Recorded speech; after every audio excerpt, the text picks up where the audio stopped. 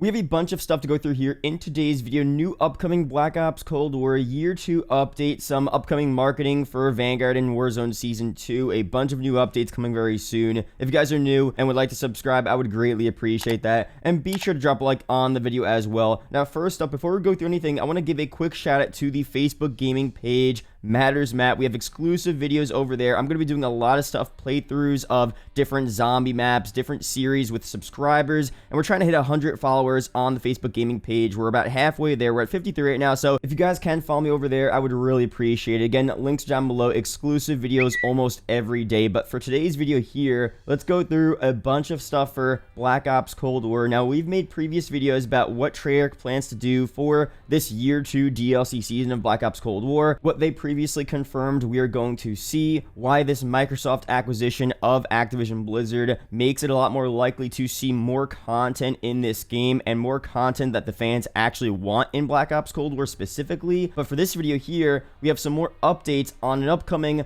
Black Ops Cold War Year 2 DLC update that's actually going to give us some content outside of operators. Now, in this video, I want to go through other operator packs we could see, take a look back at Black Ops 4 and how many sick operators we had in that game, especially zombies themed operators. But this isn't necessarily a zombies video. We're going to go through all parts of the game, upcoming content for zombies, but also for multiplayer and even Warzone as well, relating to Black Ops Cold War. Now, the new update here, we're going to see new weapons added to Black Ops Cold War and Warzone, which is super surprising. So far, we've just seen operator packs, double XP events, stuff like that, but not actual content like this in the game, which tells us and tells me that we're heading in the right direction towards seeing more playable content like weapons and, of course, maps in this game in the near future, especially considering how poorly Vanguard is performing right now. It's a lot more likely to see more content in this game, Black Ops Cold War. Now, these two weapons have apparently been added to the files of this game. I'll show some images up on screen. We have the Flechette SMG and then a Soviet AR. Now, these, of course, aren't the official names of the weapons. These are just the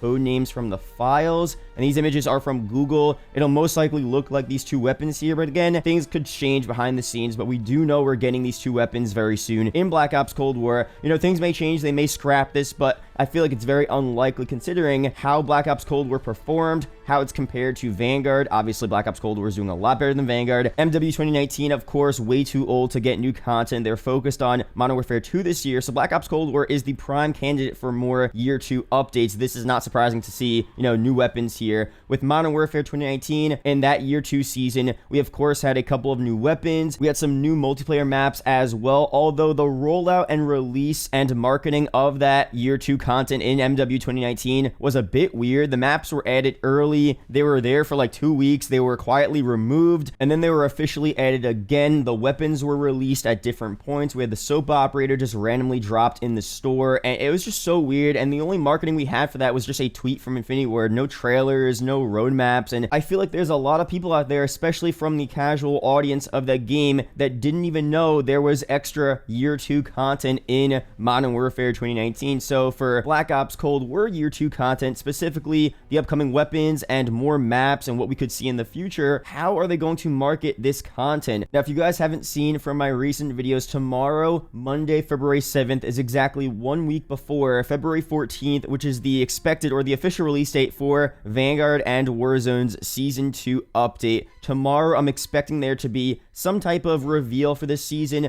Usually, almost, if not every time, 1 week before a new update, there's a gameplay trailer. There's potentially a roadmap as well, some type of tweet, some type of blog post going through all of the content we're going to see in the new seasonal update. Now, tomorrow, it's going to be interesting to see if they market some Black Ops Cold War content alongside this update as well. Will this Cold War content be released a part of this Season 2 update? So you'll have, you know, a Vanguard section on the roadmap, a Warzone section, and then a tiny Black Ops Cold War section. Or will Black Ops Cold War have a separate update and potentially a separate roadmap, a separate release date, maybe a couple of weeks after Season 2 releases? And with Vanguard and Warzone, we didn't have an actual Season 1 Reloaded update, and maybe we won't have a Season 2 Reloaded update as well. So Black Ops Cold War could technically have its own update in the middle of Season 2 and Season 3 of Vanguard, and that could act as a Reloaded update, just its content for Black Ops Cold War instead of Vanguard and Warzone. So that's possible as well. But for now, there just isn't enough DLC to warrant Black Ops Cold War having its own roadmap. I mean, 2 new weapons, some operator packs we'll talk about. That's really nothing too crazy. But again, as I said, it's very possible and likely for them to come out and say, look, we're going to have some new MP maps in this new year 2 update, however they want to market it. If it's season 7, if it's just like a one-off update, we could definitely see the first maps I could see release here are the Black Ops 1 remade maps, Jungle, Summit, and Firing Range. These maps were in Black Ops 3, Black Ops 4 as the Back in Black map pack with the release of BO4, of course. They were also rumored to be in Black Ops Cold War. We had this rumor and leak since before Black Ops Cold War was even revealed in the summer of 2020, so we've been talking about these maps for a while now, and honestly, my opinion on this is that I would probably rather see other maps we haven't seen remade over and over again. I like these maps. I love Firing Range, of course, but we've seen Firing Range and these other BO1 maps in so many Call of Duties. Why not give some other Black Ops 1 maps that have never been remade or remastered some love? So hopefully we get other maps we haven't seen, even other Black Ops 2 maps we haven't seen before. Plaza and Yemen were also rumored to be in Cold War, but I'm just going to be realistic. What's most likely to be in a Cold War Year 2 update in terms of DLC maps would most likely be, Jungle, Summit, and Firing Range. But again, nothing confirmed on that. We'll see very soon. Now, of course, we all want to see extra Zombies DLC maps added to the game. Most importantly, we want to see some round-based Zombies maps, but we also could see some Outbreak and Onslaught maps as well. I'm not going to go through too much in this video. There really isn't new information to go through, so I'm not going to, waste your guys' time and go through what we already know. I'm going to leave a link down below to a video I made a couple of days ago going through all of the possibilities for what we could see in terms of the Outbreak maps, the Onslaught maps, Zombies Chronicles 2, how they could roll those maps out, release them, other maps we could see remade in a Cold War Year 2 DLC season. So if you haven't seen that video already, a link to it will be down below in the description. Be sure to check it out. But for operators here, there is a lot of interesting stuff we could see. Of course, that's the most likely content we're going to get for Black Ops Cold War. Treyarch already confirmed we're getting new operators in this game during this Year 2 DLC season, but what exactly could we see? And more in terms of zombies, how far does Treyarch want to go with this here? So for normal operators, they still could do some more Cold War campaign characters. You have Mason, Woods, all different skins of them, all different variations of them. So that's always going to be cool to see. Of course, the standard zombies characters, we have, Kravchenko, we have Samantha Maxis, an Eddie operator pack would be sick as well, although I feel like they might save that for the COD 2023 storyline, since he was just revealed at the end of Forsaken as the director, so that's interesting there. But what we could also see are other older characters from the Ether storyline that don't necessarily make sense with the storyline, but would be so fun to play as in the game. Now, most of you guys that watch my videos, I feel like we care more about the actual fun aspect of zombies, and I know there are a lot of you guys out there that do care about the storyline. You do care about how realistic it is and how it makes sense, and I like that there's a diverse pool of opinions in my comment section. I appreciate all different perspectives you guys have, but I think for the most part, we would all kind of want to see some older characters in this game as operators. So we talked about the Victus characters, Misty, Russman, Stuhlinger, Marlton, the Ted bus driver like we saw in Black Ops 4, maybe even the old,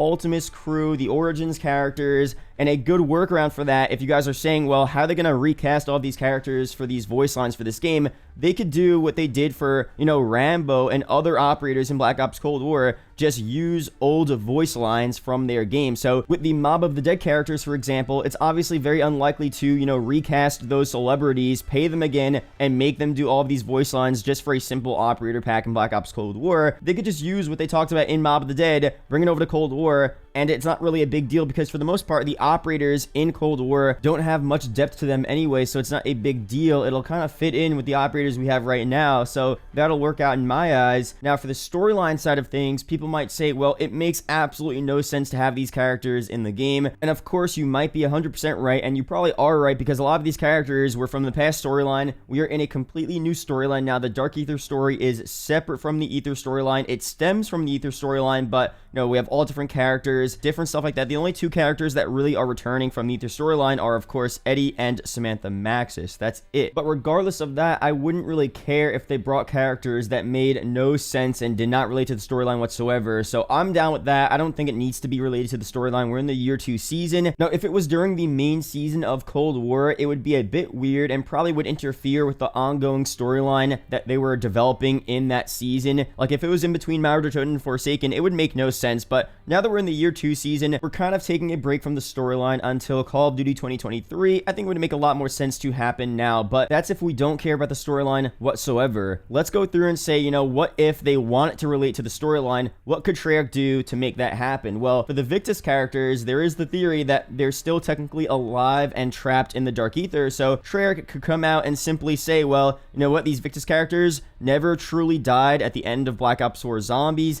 They were trapped in the Dark Ether, and now they're in Cold War. It could be as simple as that. They don't really need to go any further. They don't need to make the storyline more convoluted. It could just be they were trapped in the Dark Ether, now they're in Cold War, and that's it. They don't need to be a part of the future storyline for COD 2023 as well. They could just have a very simple, explanation as to why they're here in the game, and that's it. So I feel like that could appease some storyline fans, and that would be a good compromise there if it were to happen. So Treyarch, if by any chance you're watching this video, you're watching the end of the video here, first of all, thank you. But also, I feel like this could be a good idea.